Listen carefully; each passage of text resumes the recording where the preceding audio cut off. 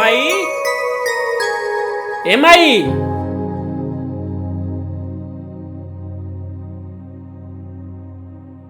ई के है बाबू?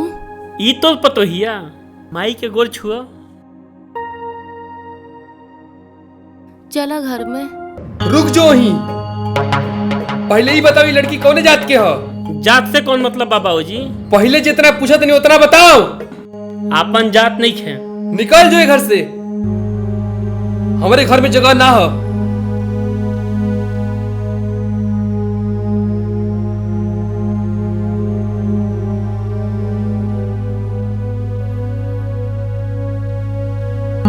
रोक ली ना। चुप, एकदम चुप। कहाँ जाइए सब? कहीं जा कुल।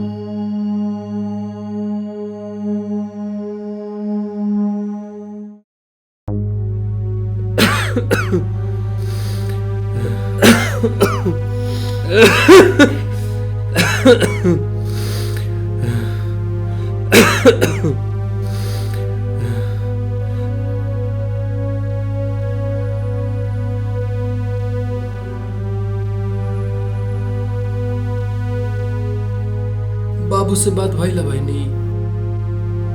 नाई बाबूजी।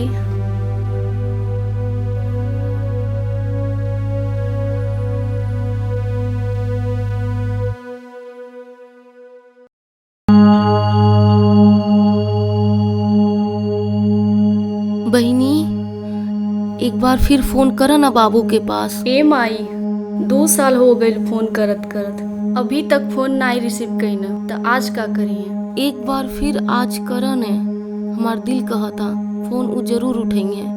ठीक बा, करत तानी। तू रोवा जानी, तोहार तबीयत और खराब हो जाई। ठीक बा, हम जाके फोन लगावत तानी माई।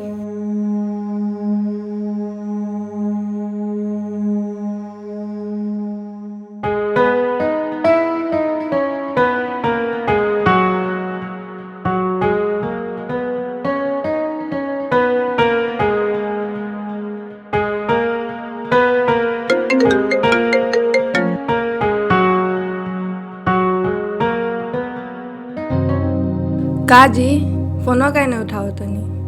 हम ना बतिया। अच्छा, हमसे कोनो गलती हो जाई तो हमो के आप छोड़ दे।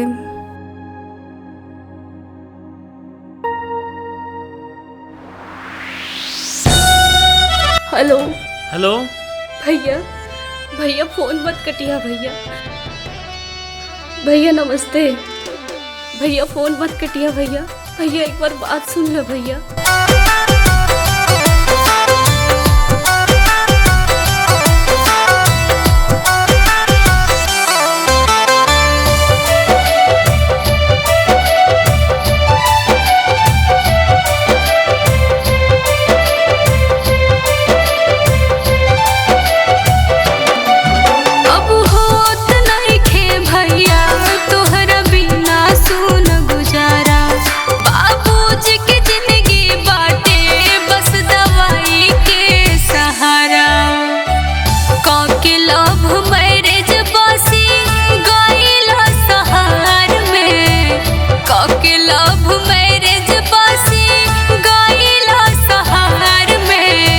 भेजी ₹10 एहो भैया, माई बीमार बिया घर में। भेजी ₹10 एहो भैया, माई बीमार बिया घर में।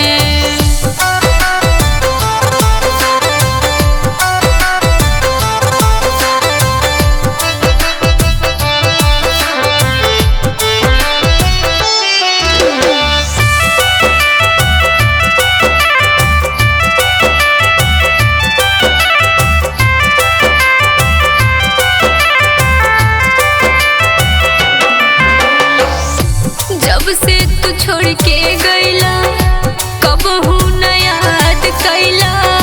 माई के ममता रोवे, पागल के दासा कैला।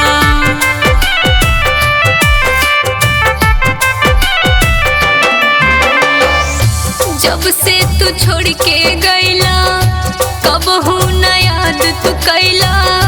माई के ममता रोवे, पागल के दासा कैला।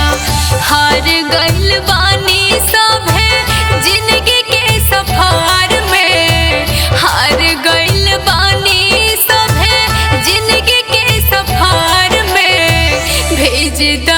रुपैया ए हो भैया माई बीमार बिया घर में भेज द रुपैया ए हो भैया माई बीमार बिया घर में।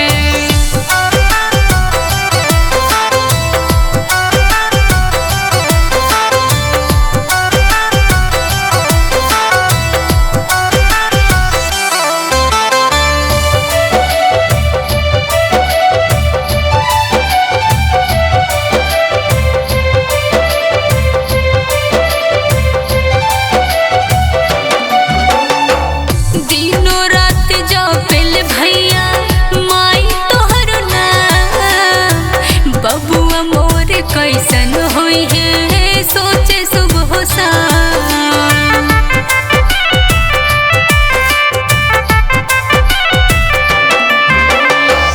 दिनों रात जपेल भैया माई तोहरो नाम बबुआ मोर कैसन होई है सोचे सुबह शाम।